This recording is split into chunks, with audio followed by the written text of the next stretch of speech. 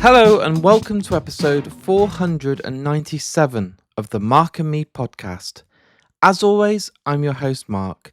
Now, today's episode is no longer the download specials. They've been done and buried. They blew up. So a massive thanks to everyone that listened because truly those numbers were insane. And the feedback on the Bush, Tom Morello, Head Wreck, Those Damn Crows, Let Live, people went crazy and I'm so grateful. But I want to get back to the normal, everyday episodes of Mark and Me. And today it's a huge one. I'm joined by the wonderful Lzzy Hale from the incredible Halestorm. Now, to give you a bit of context, at festivals you get the opportunity to sit backstage and interview these people for sort of 10 minutes. Lzzy Hale was someone I've always wanted on Mark and Me, but I didn't just want 10 minutes. So I was very lucky. After the festival, a couple of days later, we got to sit down and do this interview properly. You get a whole hour of Lzzy, and trust me, you'll want more. It is unbelievable. I'll say it on record now. We're in July 2026, and it's my favourite individual episode that I've done this year. She is wonderful. And what I want to do is get straight to it. So here's me and Lzzy Hale.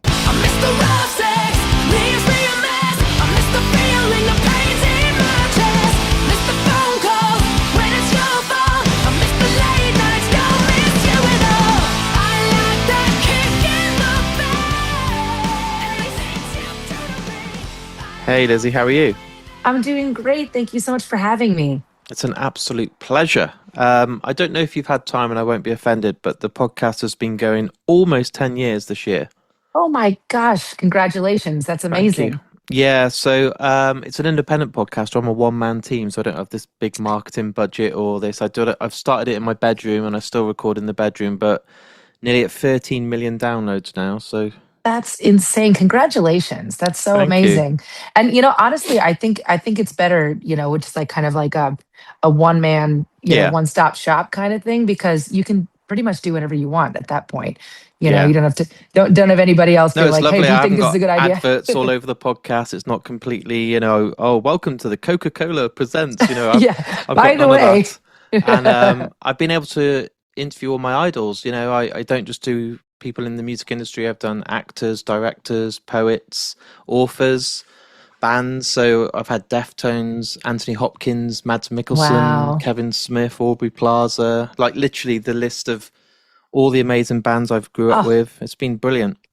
oh my goodness. Oh, I'm tremendously honored that you would even have me. So I appreciate that. You've been on the list a long time, and Kirsten is one of the nicest, kindest people in the I industry, know. and everyone we've worked with has always been a really no pressure, but has always been a great success because we've had Machine Head and we've had all these rock legends, and honestly, it's just we touch gold every time. So when she said Oh, that that's you'd be up for wonderful. coming on, I was like, this is a dream. And do you know what? I didn't realize until only the other day. I was looking at my Spotify and I was scanning down, and I was thinking this is a sausage fest. I need some more incredible women within the industry on the podcast. So when this came available, I was over the moon. Oh, that's wonderful. Well, happy to be here, man. Thank you so much. It's That's brilliant. awesome. Thank you. Now, what I do, and I'm not going to change the episodes because we're nearly at episode 500 now, which is magical. Wow. I always like to go back to the very beginning and for yourself, and this is a very relevant question. We all grew up, didn't we? And we'd get a part-time job and we'd try and do anything to earn money to buy records. I'm sure we're all on the same kind of hymn sheet for that. And I remember going out, doing a paper round, and then I'd finally get money, go to the record shop and buy an album. And I remember, if you can maybe vaguely remember, or it's a real core memory for you, that first album that you remember going out there and buying with your own money. The first thing, if we really want to go back, for me, my first job was when I was, um, I want to say 13, 14. I worked at a petting zoo in the middle of Pennsylvania.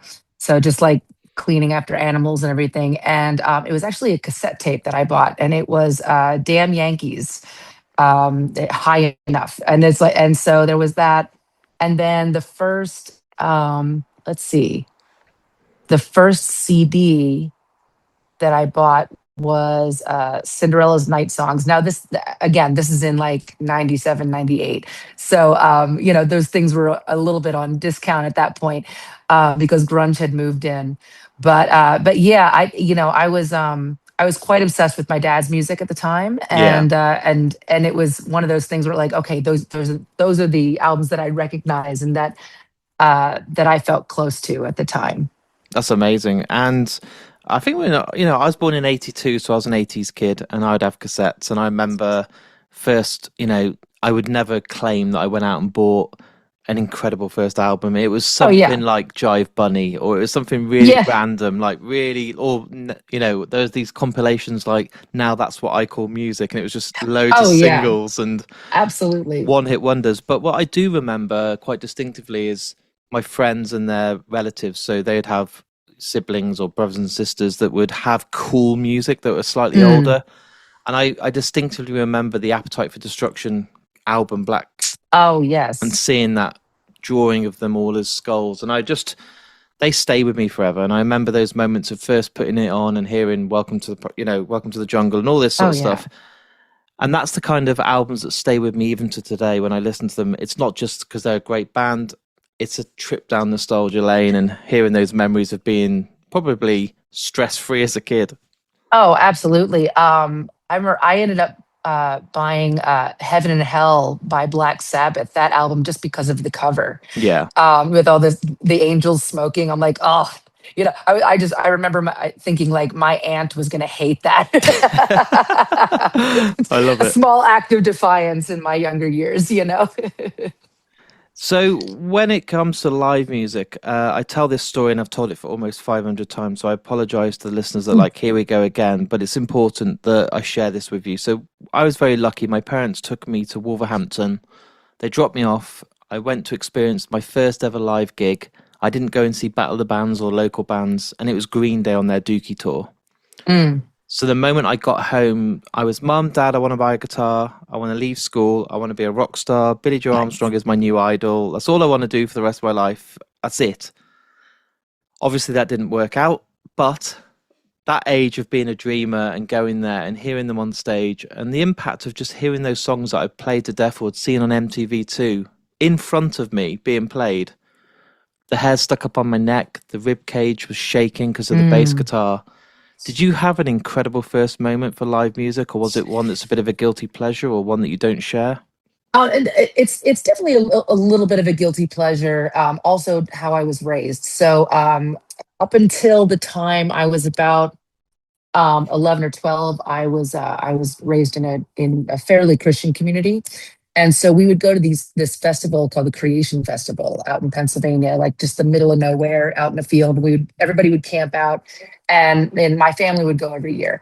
And so that was a lot of the first live music that I had seen. But I remember asking my dad, I'm like, those is that the band? And my dad's like, no, that's the roadies. Like they're setting up the stage and like, and but I remember having this like, and it's funny because I just talked to my little brother, who's also our drummer, about this. I'm like, did you ever get jealous, like even at that age? Because like we didn't even start the band until I was 13, and I think that that was part of the push because I wanted to figure it out. I knew nothing about how to do it, or what all of that entailed. But I remember like looking on stage and seeing these people perform and feeling that feeling.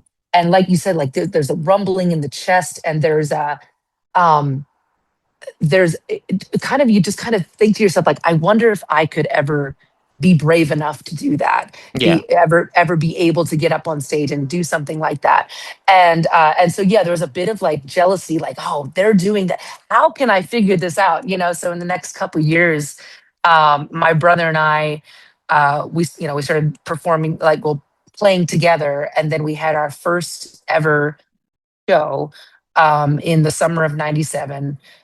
This was at the Schuylkill County Fair in the middle of Pennsylvania. Like I said, I grew up in like rural PA and East Coast, um, and we had one song that we had written, and we played it, and on the way to the show, my brother was being annoying, and he said he kept saying to me, he's like, we need to have a band name, and I'm like, Arj, it's just the two of us right now. It's like a band members like the Beatles, the Stones. Like we need four members, you know, at least, and three to four. And he's like, no, we can't just go up there as Lzzy and RJ Hale. So I was super nervous about, you know, my brother has never been nervous a day in his life. So he taught me a lot about not being nervous. But so finally, to shut my little brother up, I was like, fine. What do you want to call it?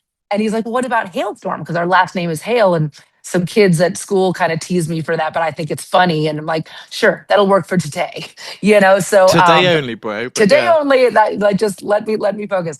And so we got up and we performed. We ended up, it was like a talent show type of thing. So we ended up getting the third place trophy, which is kind of funny. I still have that.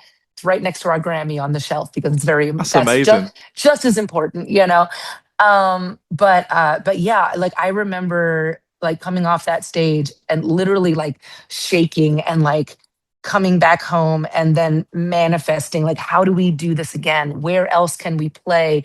Maybe we could do this for real. I don't know, but like we had to see if we were capable and if it was possible. So that was like when the light bulb turned on. And my brother's so great. We have a very pinky in the brain kind of relationship. Like any harebrained scheme that I had, he'd be like, absolutely, I'm down. You know, like if I asked him to like put himself in a cannon and shoot himself across the ocean, he'd be like, yeah, when do we do it? Noon, let's go, you know. So yeah, it's funny how even after now it's just under 30 years since we started that whole thing, and we still have the same relationship. And um but it's crazy you bringing that up to kind of like think about, oh my gosh, like it was such a different world, and we knew nothing about writing hit songs. We know nothing, we didn't have any relatives in the business, no nothing, and just had to see if it was possible. So and that work ethic has kind of been very consistent over the years. We're just, okay, what's next, you know, like cool, we did that, now where do we go? So That's yeah. really interesting about the kind of the milestones and hitting them, then saying, right, what's next? But Mhm. obviously, they're milestones that have come in time. And like you said, it's almost 30 years that you and your brother had this idea and wanted to get like-minded musicians and make it into a thing. And I was wondering, when it first became that idea, what was it like for your family? Because to turn around to, like I said, I got back from the Green Day gig at 12, and I think I said, Mum, Dad, I want to quit school. And they're like, look, son, we know you enjoyed the gig. That was cool, but go get your GCSEs, go do your exams, and, you know, not shattering my dreams, but just giving me a reality check of Mm, like, there are real jobs out there. It's nice to dream, but I've spoke to so many musicians that have not only battled to try and get themselves a name in the industry, they have to battle internally in their own mind with their own parents because it's not the best words to hear from your kid. mm. That I want to leave everything behind and go out there and take a risk in this incredibly difficult industry. Were you pushed to the moon and back? Were you battling from day one? How was it? Well, it depends on who you talk to in my family. So my parents never actually let on until later that they were absolutely terrified. They're like, this is the last thing that we want for our little girl. It's like, you know, sex, drugs, rock and roll. There's no guarantee of success. There's going to be disappointment. There's going to be roadblocks, all of that. But what I saw happen with them was after they kind of saw that my brother and I got completely obsessed with this. They were like, you know what? They sat us down. They're like, you know what? That 9 to 5 job that you're gonna hate, or that, or the school that you could go to, you know, college or whatever, that's always going to be there for you. But if you really want to go for this, we understand that you want to start now. And so they honestly, they supported us for a long period of time. They, you know, drove us to the shows. They helped set up our equipment. There was even a point in time that they were okay with, like, I stopped calling my parents mom and dad when we were in public. I would be like Beth and Roger, just so it didn't look like we had like parents out with us. Um, and it's funny because I just recently talked to a radio DJ from back in my hometown, that like one of the first ones we had ever met. And he told me a funny story. He said, when I first met you and like your parents were hanging around, and he thought, oh no, those parents are dragging those kids in the music business. And he's like, and then I saw you guys play, and I thought, oh my God, those poor parents, those I kids are love it. dragging them into this. It's interesting because now my parents are in their 70s now, and they've had a lot of these conversations with me, where it's like, hey, did we do the right thing? Did we do this? They're having a lot of questions in this day and age. And I said, you know what? Regardless of like, you know, parents make mistakes in all sorts of ways, but I said, if you did anything right, you never held us back from what we wanted to do. Even to the point of, probably their detriment, just like, uh, hey guys, like we want to we need to get a PA system, or I want to get a guitar, or like all of these things. And it's like, okay, we'll try and help you do that. So I'm very grateful that, with my immediate family, with my mom and dad, that they were very supportive. And I think a lot of it came from, like, my mom has told me stories about how she wanted to start playing guitar when she was a kid, and her parents wouldn't let her. And same thing with my dad. My dad was a Yeah. bass player, and he had to literally kind of like escape his family, get out of the house first before he could start a band. So I think that they were kind of looking at us being like, we don't want to be our parents, and we want to make sure that we support them and try to protect them a little bit as they're like, launching themselves. So very grateful. Now, that being said, some of my outside family for many years was like, so when are you gonna like stop this and have a normal life? When are you gonna, to which I always replied, I'm like, this is my normal life. Yeah. you know, so. It's so good to hear because I've heard so many different ranges of story where you have an internal battle straight away. It's not Mm, just, the big audience you're trying to win over, it's your own direct parents, which is the most meaningful people that you want to be your absolute support network. And I wondered, at what point was it that obviously there was you and your brother, and then you found other musicians and you mhm. formed the band and it worked out and it's incredible, but you had no idea or insight at that moment. You had no crystal ball to see where it was going to take you. So, was there a moment that you were able to kind of take a step back and reflect and say, we've come to a point now that is enough for me to know we've made the right choice? So Mm, it might not be obviously headlining the second stage at Download or having a Grammy. It might have been something really small, but a milestone that was so personal to you that it might have been, see mum and dad, see everyone around. mhm. This was why I did it all. I think everybody in my life has taken one or two of the milestones and kind of like been like, okay, now I'm okay with this. But for me, it's been a series of a lot of little things. Whereas I feel like we do that quite often. Like, Yeah. I mean, even we played, download for, I forget how many times we had. We just did that. We had a really good set. And we had this beautiful conversation after the show about how not only have we come this far, but we're still here. And we still actually like each other. I mean, we've been the same four members for 23, almost 24 years now. And so it's that in itself is a huge accomplishment. Maybe even more important, I feel like I know it is. It's more important than, the Grammy or headlining Wembley or all of those things, because we choose each other every single day, and we all still have the same work ethic. We all still really love what we do, and we all still want to keep pushing, and like I said, see what happens next. So for me, I feel like we're a very stop and smell the roses type band. Like, we do that quite often. We say like, can you believe this? Like, and also I think that um, a big thing for me now is when we're having, we get the chance to like to meet our fans, like either in meet and greets or, outside of the venues, or we receive letters all the time from these people that really gravitated toward our music and have made it a part of their life. And that still every single time blows my mind, because I still remember being like, 14 years old and trying to put songs together, and not even really understanding what I want to be yet on stage, and trying to figure out how I'm not going to be nervous in front of people, and and not realizing that, or not even thinking that anyone's really going to care except for me, on the outside. And so to see these people like tattooing my lyrics on their arms, and sometimes our faces on their bodies, and coming to the shows and singing every word, and really like just letting us be a part of their world. It's so humbling and so amazing to me, because in a lot of ways we are still kind of perpetually 15 inside, and still be like, I don't know, in awe that we're still here. We always will be. I don't think we ever let ourselves grow up to be too responsible or too much adults Oh, because then the I hope fun so. stops. Yeah. Absolutely. Yeah, don't grow up. It's a Never. trap. It is a Don't huge do trap, and I've seen too many people I it. know and love that have done it. And I'm like, too late now. You're talking to me about mortgages.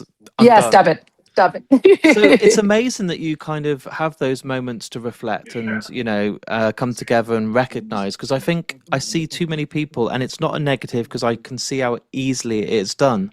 But people lose touch, and Mm. those letters don't mean as much anymore because it's the thousandth time you've been told how much your music means to them, or you've seen an 80th tattoo of your name on their arm, and it feels like the first time to you, which is so magical and so sincere. And as a fan of music, on the other side, you have no idea just how much even 1 minute of someone saying, "Thank you for Mm. buying that album," or "I'm so grateful that album means a lot to you," because it's a tricky world out there. Everyone's demanding your 10 seconds of attention. Mhm. Everything's so quick. And the older I get, everyone just wants 10 seconds of content to try and win Oh, you over. yes. And Absolutely. I sound like a granddad, but there's the lost art now of a good album. It's all about getting the Oh, singles out there, yes. getting the streams, get the numbers, and then worry about an album. And I grew up with cassettes like you, so I'd have to listen to a whole album in its entirety. And there would be a reason that song seven was chosen for song seven on an album, and it Mm. turned the album over. And you've not lost touch of any of that. And it's such an important thing to do. And I think that's why 23 years later, you're still with the same like minded musicians, family, friends.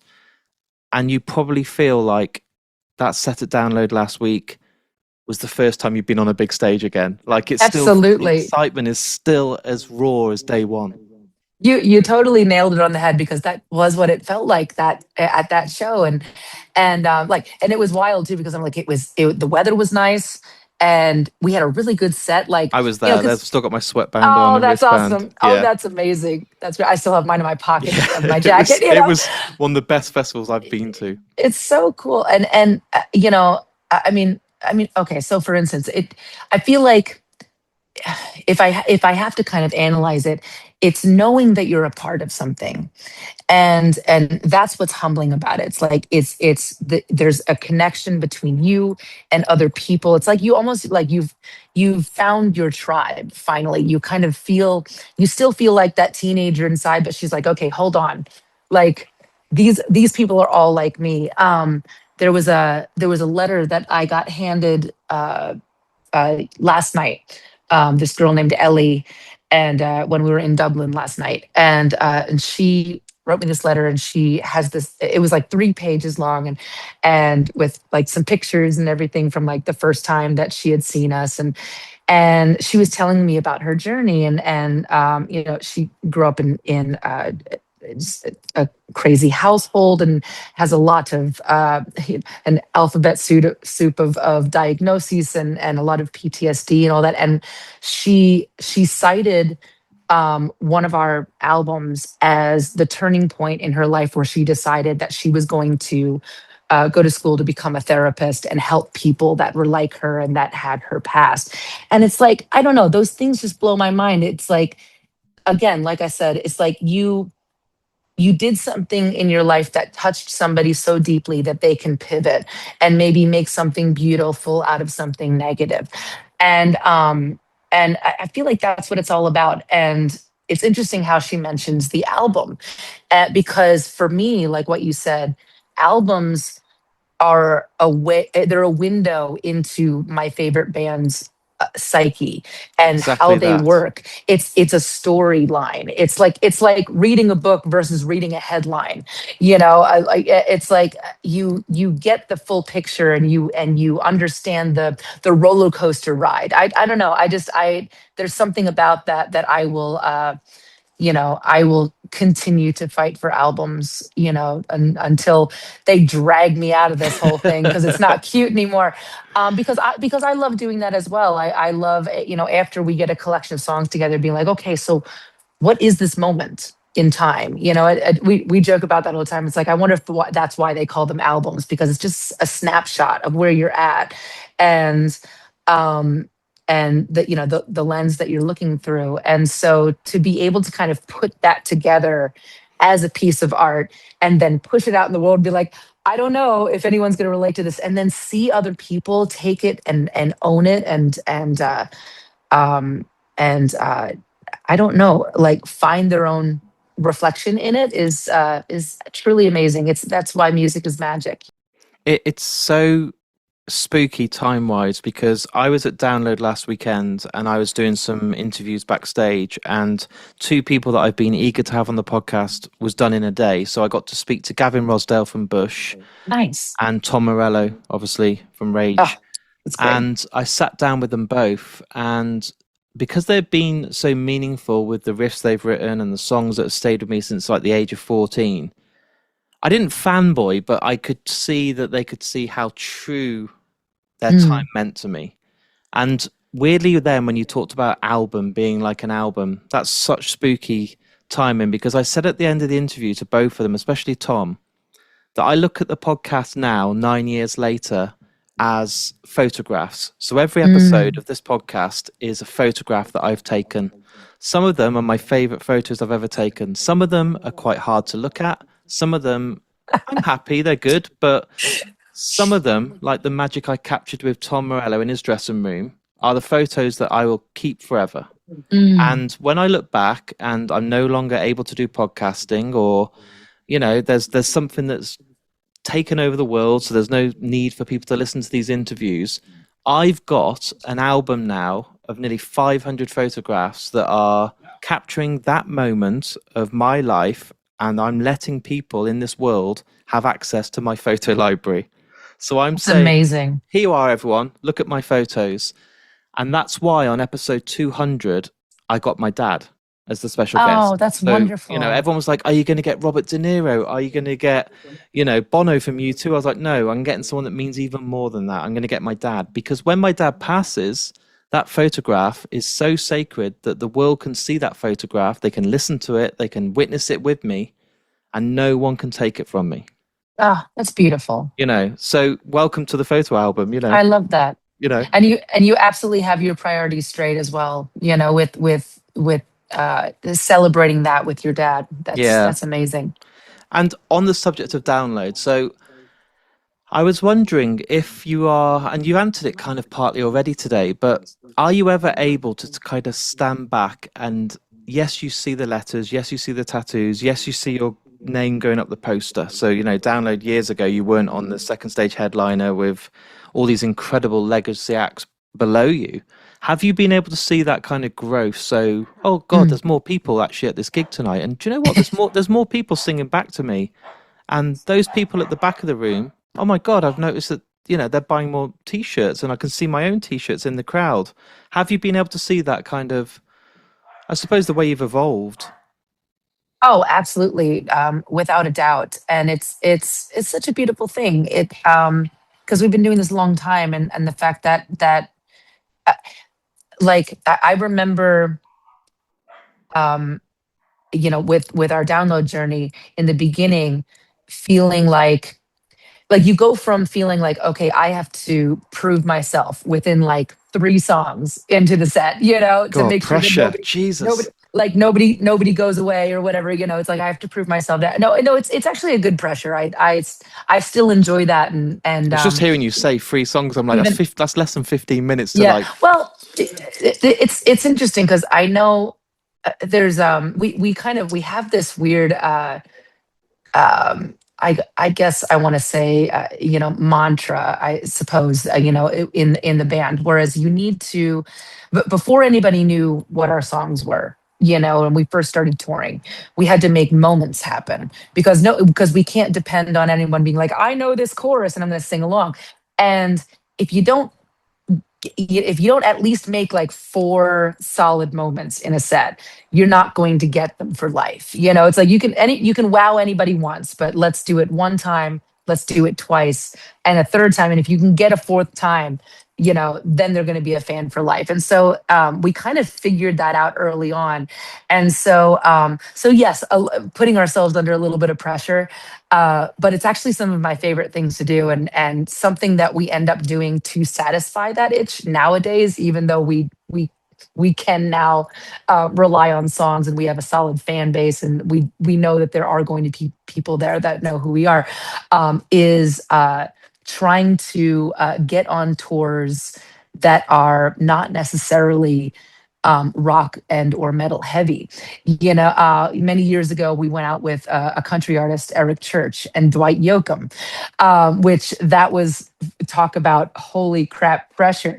We went out there, and there's all these cowboy hats, and I would see like the front row just kind of like arms crossed, like, I don't know about this. What is this going on? And then throughout the next couple songs, you see them go, oh, okay, and then they start elbowing the guy like, that's awesome. And then finally they're like, yeah. And Amazing. I'm like, aha, I got you. It's still one of my favorite things to do. But anyway, I digress. But it was crazy to kind of think about that. Not just while we were, talking backstage, but while we were on stage at Download this year. Think about in the beginning being like, okay, we have this opportunity. We got to nail it. We got to make sure like we bring people in, and then inching our way to the next time at Download, where it was a complete mud fest, and you couldn't even see. It wasn't people; it was mud. It was mud. People, it's like Swamps. Yeah. there was no boys and no girls. It was like nobody knew what was going on. It was just mud, and and then and slowly but surely progressing as we go. And so, in a lot of ways, Download kind of raised us and gave us these opportunities to keep upping our level, and keep making new moments, and try to outdo ourselves from the last time.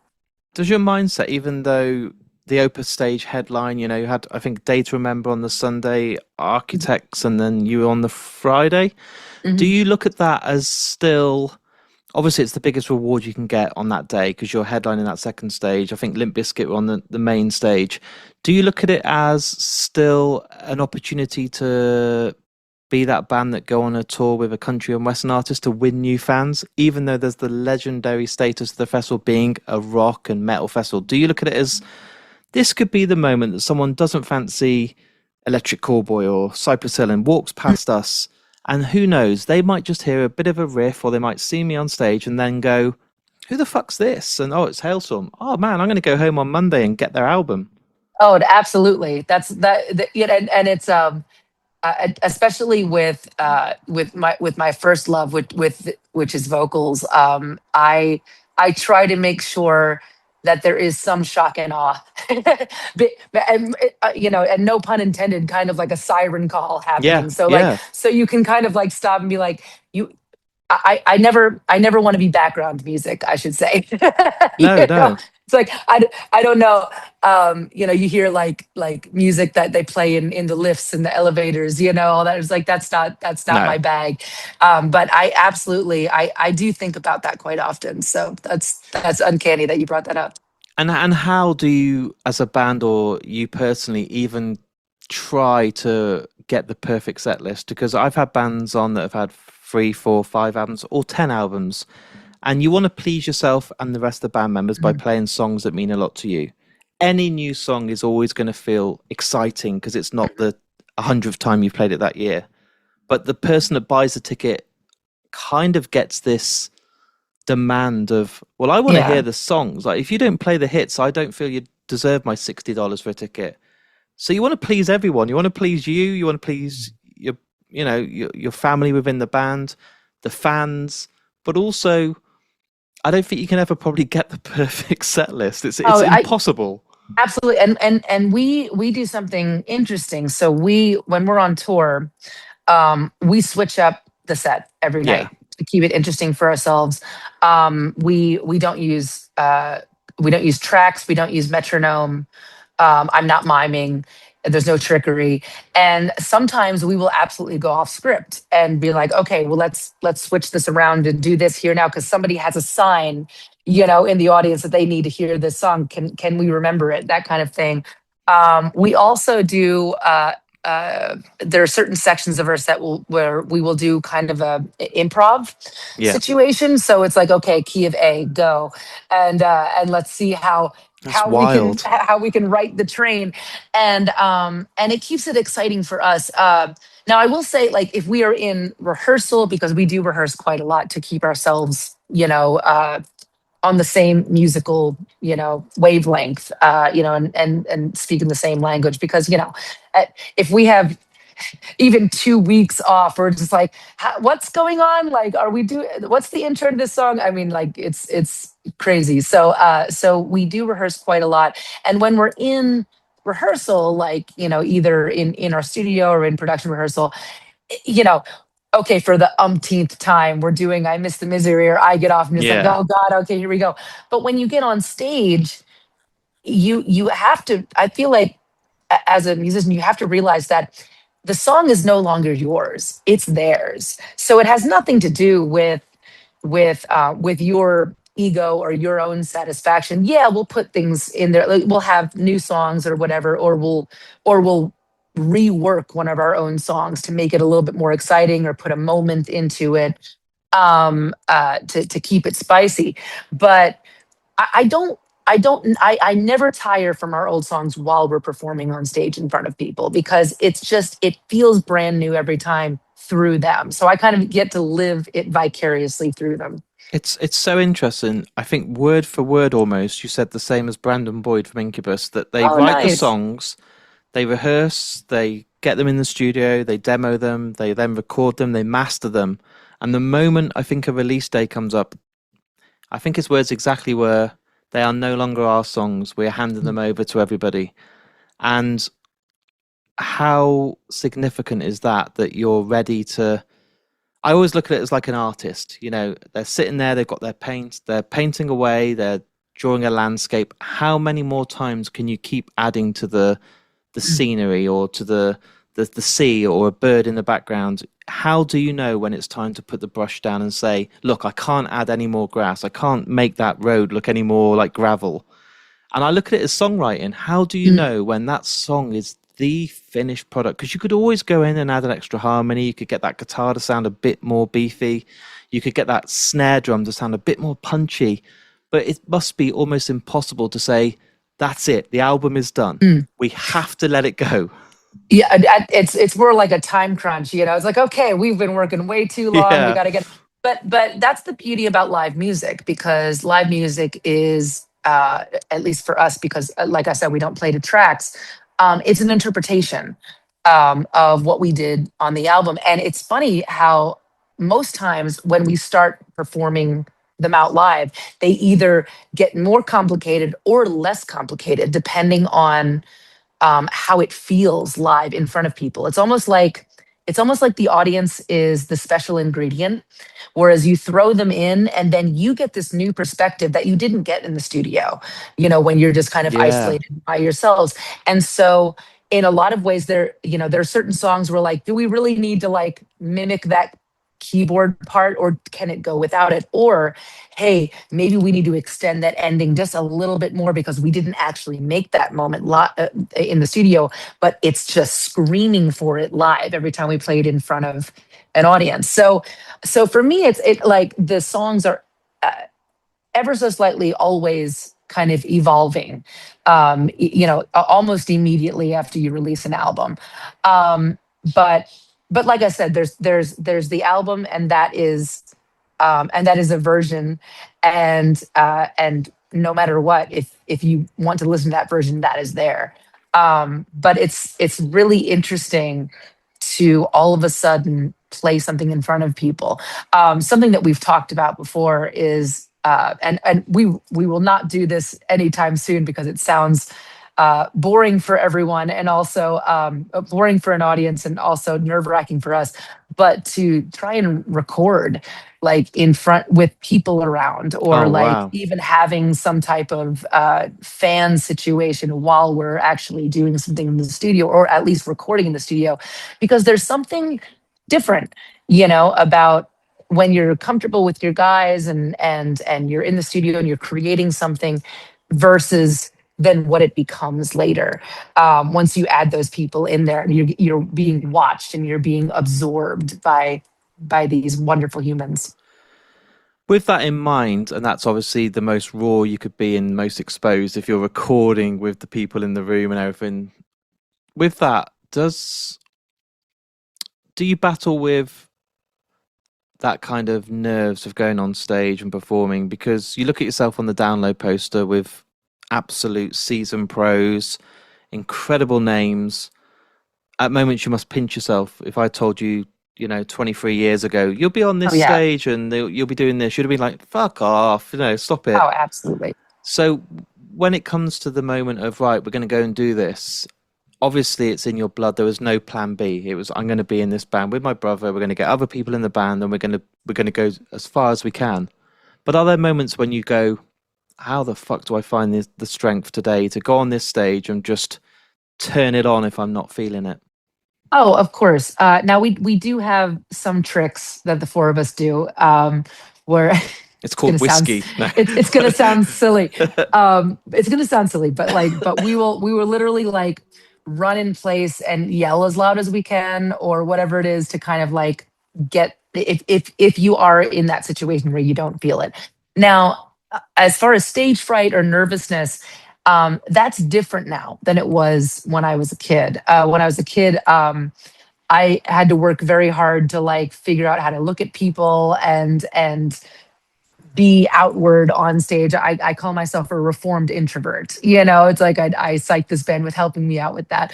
And but now it's like there's still this I feel like it's like an internal countdown in my head. Like as soon as we get to like maybe 15 minutes before we're about to take the stage, I'm like, okay. And I can't sit down, and I'm kind of pacing. I call it a beautiful panic now, because what I love about that is that it's not really like I'm terrified or I'm having a panic attack and I'm like, oh, I can't do this. It's more like I'm physically getting ready to jump out of an airplane or jump off a cliff, that kind of thing. And we even have kind of a running joke, where the I forget a couple shows, but before download, I turn to my bass player and I'm like, "Okay, you ready to do this?" He's like, "Yeah, don't worry, I packed your parachute. We're all good." He's like, "I think," So that's what we do every night. We like, anything could happen, and I I I feel like that is like the biggest part of the excitement for us of playing live, and keeping it in the moment, is that you have to. There is no, the past go like it, a moment goes by, you can't worry about things, if, oh, maybe I flubbed a note, or maybe I did this. You have to constantly be living in the moment, which is something that you rarely get in normal life, right? So I feel like that's why we're addicted to it. But it's so exciting to be like, okay, here we go. Anything could happen, literally. And it depends on us, like listening to each other, and how, whether we're prepared enough to go out there. Do we know that certain part that we just added a couple days ago, like that weird part that we're like, oh, let's do that. That's a good idea. Is it going to work? Are people going to be into it? It's incredible. I think that's the beauty of live music, and that, again, I talk a lot about how we don't use tracks, and I kind of want to make clear that I'm not against anybody for using No. tracks or not, because that is your Each to prerogative, their own, isn't and it? Yeah. their own. But that, for me, if we ended up doing that, then the live show would be less exciting for me. Yeah. It would be more like, okay, are we dancing correctly? Am I miming correctly? Which I feel like I'd be a terrible lip syncer. It's Do you know like, what? When you said the words, and I just when you said the words, I had to Google it. Why is there not a song or a band or an album called "A Beautiful Panic"? I actually like that. That's I just, awesome. I I need to just, write that and down. I've Googled it and I've just looked on here, and luckily there's no band in the world that's have a song or an album or a band of that title. And I was like, A Beautiful Panic, like it just sounds like Definitely Maybe. It's just one of those classics where I was like, oh my Oh, that's God. awesome. I love that song too. Yeah. But I was just like, A Beautiful Panic, like, yeah, that's special. You can That have it is very before me. I special. won't, I've Oh, got no band, I'll let you have that one. yeah, that's all good. If I see it, we're just like, hey man, I was there. Yeah. I'll just take 5% of the Yeah, royalties, exactly. which will be worth about Get eight that quid. get that mailbox money, you know. There you go. Obviously, I'm aware of the time, and what I've done on this podcast ever since I've started is I've always asked the start of the same question to kind of where did it all start with the album. But what I also do is I close the podcast the same way, but it is very different as at the same time. Everyone that comes on gets to choose the final piece of music that's played on the podcast. So every single outro piece Ooh, of music to the every episode is different. And even at nearly 500 episodes, I think there's only been a couple of crossovers. But, and this isn't very nice of me, but I'm going to put you on the spot. And in the okay, history of music, there will be a song that when I ask you the question today will come to your heart and soul above any other. okay, And you can't pick a Hailstorm song. Only one yeah, person's picked that's their own okay. band. I would never. No, Bert from the Used picked his own. But Oh well, you know. everyone else has a reason, and it's as important as the choice itself. But when I did ask you the question today, what's the song that came to your heart that you would love to close out today's episode with? Um, without thinking at all, just because of everything that we have talked about and our Yeah. journey, I think that I'm going to go with, and this might be an oddball choice considering my genre, um, but what about Jeff Buckley's Grace? So let me show you something. So this wasn't pre-planned. I have a tattoo on my What? arm, "Last Goodbye" in What? Jeff Oh Buckley's my handwriting. gosh, that's a great song as well. That's Uh, insane. Jeff Buckley, and do you know who else picked Jeff Buckley and picked the song Grace? Which So one? you're the first person to also choose a Jeff Buckley song. Brandon Boyd from Incubus picked Grace. I've never actually met Brandon, and I feel like we should hang out I feel like you because should. You've had a because couple of moments considering today. just Yeah. just from this podcast, I'm Yeah. I realizing think you'd this. have a really good moment. But I will love to hear the reason why you've picked that song by Jeff Buckley, who is, for me, the greatest of all time. Personally, this I think that it's one of the very few songs that talks about that specific thing, having grace while you are living this life, going through life, exuding that grace and that posterity. And it because grace doesn't mean, for me, it's like it's not confidence and everything is all roses. It's having, and it's like how you don't get the bravery until you go through the hard thing.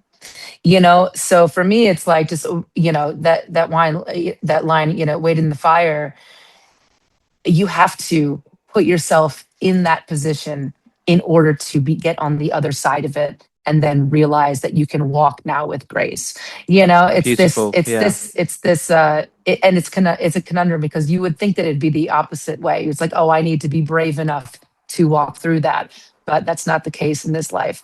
So, and that was one of the first songs that my guitarist Joe and I ever connected on, and we're like, okay, how do you make that type of moment on stage? It's still something we're Yeah. chasing, If musically, you where ever it's get like, it, let me know, ah, because I that's know, something you should keep in a bottle and sell. That'd be magical. absolutely. When you said that about, kind of, it isn't an arrogance. It's not a self-belief that the grace comes from. Cameron Crowe, obviously the film director who made Almost Famous and Mm. the Pearl Jam film, and uses Jeff Buckley quite a lot. One of his lines in his films, which at first you hear it and you go, "It's all right," and then you think about it and you're like, "Oh, actually, I can see," and it's quite impactful with what you just said. Is the sweet's not as sweet until you've had the sour. And It's very I true. was like, oh yeah, that's quite cool. But then I thought about it more and more, and I was like, yeah, you're right. The sweet isn't as sweet until you've had the sour, and it goes with what you're saying. That's very You know, true. And something that recently, like, I'm 42, and this started happening, um, like right after I turned 40. I started trying to rewrite the narrative in my brain, whereas I get excited now when my plans don't work out. Because what are my plans? When my plans don't work out, it opens up a space, an unknown variable, that something really exciting could happen that I wouldn't have even be able to fathom or even think that we deserve. And it's interesting to have that kind of flip in perspective, because all of a sudden you can kind of, again, just kind of exist and not have to try so hard to make everything perfect all the time, because life is messy, and you kind of have to roll with it what is instead it of trying about to the bottle age it. of 40? Because you could listen back to my episodes to know this is completely genuine. Something happened for me, maybe 41, but after the age of 40, the the little things in life became really big, and all the Mm, big things that I used to worry about became really little, and everything yeah. changed. And I stopped becoming the people pleaser. I stopped saying yes to everything and trying to make everyone happy, because being the person that says yes to going out to the party and is being seen at this event and doing this and saying, oh, I don't want to let so and so down, and I don't want to, Hmm. you know, I really don't want to come across as rude or not making the effort. But all it ever did is destroy myself the whole time. Absolutely. Absolutely. And I You're getting forgot about myself because I thought it was selfish to not please everyone else. And all it did was never please me. exactly. It's not, self-love is not selfishness. And I did the same thing that you're doing. It's like, okay, I got to be there for everybody. I got to keep everything together. Yes, yes, whatever you need, whatever you need, whatever you need. So you're giving away these pieces of yourself, and then you forget that that you can't fill you can't spill for someone else unless you fill your own cup up first. And so Massively. therefore, how can I love my bandmates and my life and my family the way that I want to love them, if I don't love that, and I don't have that to give, because you can't. Then you're just empty, and then it compounds in itself, and then you're like, why am I sad? Well, I looked at it So as yeah. I wanted to please, let's say, 100 people and adapt and change myself like a chameleon. So, yeah, I love that. Oh, yeah, I'll tell you what, I'm so into that. So, you're going to connect with me and love me for who I am, even though I'm not being genuine. And what I learned at the age of 40, 41, is it's better to be just myself as much as I can. No one can ever be Mm, 100%. I don't care what anyone says. I But agree. even if you're in the 70s and 80s, you're doing well. And if you can just please 10 people, but Mm, it's enough for those 10, it's better to have that than the 100 people that really don't know the real you. absolutely. Absolutely. And I'm still learning. I'm 44 and I'm still never even in a position to be able to preach that to anyone else because I don't believe it enough. But I am starting to believe it, and that's the most important part. Absolutely. And I don't think the learning is ever ending. And I can only hope to continue to learn and to grow and hopefully prove myself wrong, because I can give myself the best advice, but rarely ever follow it. Yeah, I'm telling you now, and then I'll go, oh, fuck, I've tripped up already. I want to thank you for coming on the podcast today. It truly is. I sound cheesy, and I've said it only last weekend, but recently my photos have been my favorites. Mm. I don't know what it is. Maybe it's the moment in my life. Maybe it's just the conversations, or maybe it's the guests. But something just feels like I've only just started the podcast again. And last Oh, that's weekend, wonderful. speaking to Gavin and talking about those albums and Tom Morello and how he started, and now you. They're some of my favorite photos I've ever had. And Oh, I can't thank you enough just how 45 minutes of your time will stay with me for a lifetime. It's so important. So I want you to know how grateful I truly am.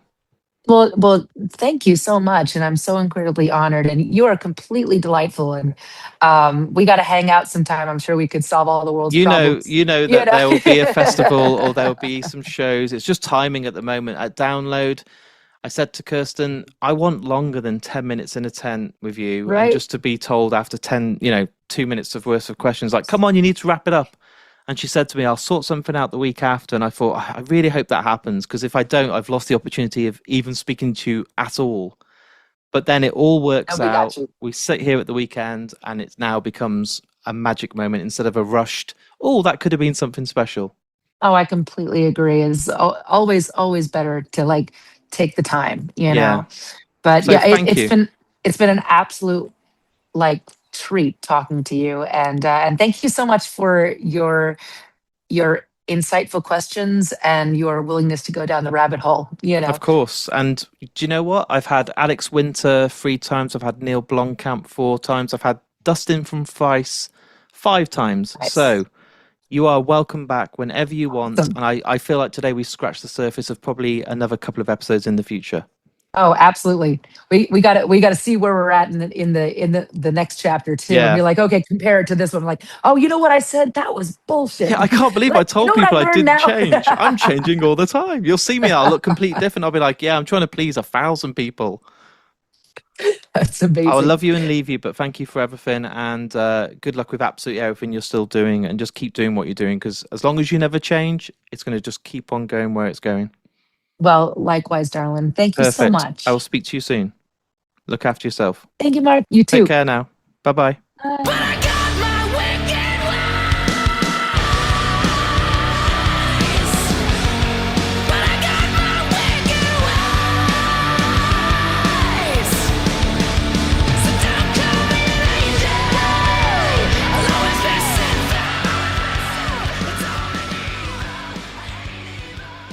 So there's my interview with me and Lzzy Hale. I told you she was good. Truly my favourite episode this year. Absolutely incredible, and I can't wait to do more. The chemistry was absolutely magical from the moment we said hello. I didn't want the interview to end, and this is why I do the podcast. I absolutely love it. So a massive thanks to Lzzy for coming on the episode. You were everything I could wish for and more. I've got to stop gushing, haven't I, at this point? But truly, what a guest. If you guys at home have enjoyed it as much as me, as always, guys, you know the score. You all have Facebook or TikTok or Instagram or Twitter. All I ask you to do is share these episodes. It costs nothing to do and keeps those episodes getting out there for more and more people to see. I had nearly 1/3 of 1 million views on Instagram in a week during Download Festival. So if you guys can keep the momentum up by sharing these episodes, it means the world to me. I do also have a Patreon account, so if you want to sign up on there for as little as £1 a month, all the money in that goes right back into the podcast, and this year I'm donating it all to charity. For the remainder of 2026, anything that comes in will be going to a chosen charity, which I'll announce in a couple of weeks' time. So please, if you can support me, you're also supporting charity. That's what I want to do this year. And I want to give a shout out to the sponsors of Mark and Me, starting with Richer Sounds. These guys are the best. They've supported Mark and Me for many years, and if you want to buy yourself anything with audio and visual, go to richersounds.com or visit any of their high street stores. And the wonderful folks at Vice Press. If you want an original poster, which is absolutely gorgeous and licensed, go over to vicepress.com, add anything to the basket, use the discount code MarkandMe26 and save yourself 10% off that purchase. It's a no-brainer. Right, guys, as always, I'm very busy editing. So in the meantime, please look after yourself, go and listen to Halestorm, and I'll speak to you all very soon.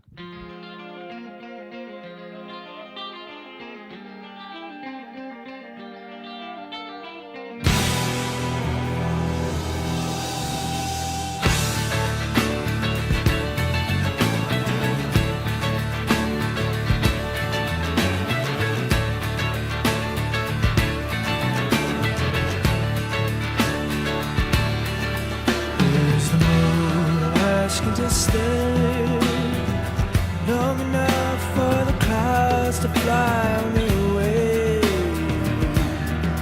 Oh, it's my time coming. I'm not afraid to die.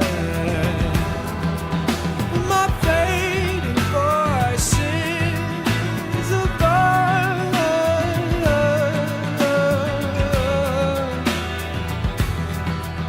but she cries too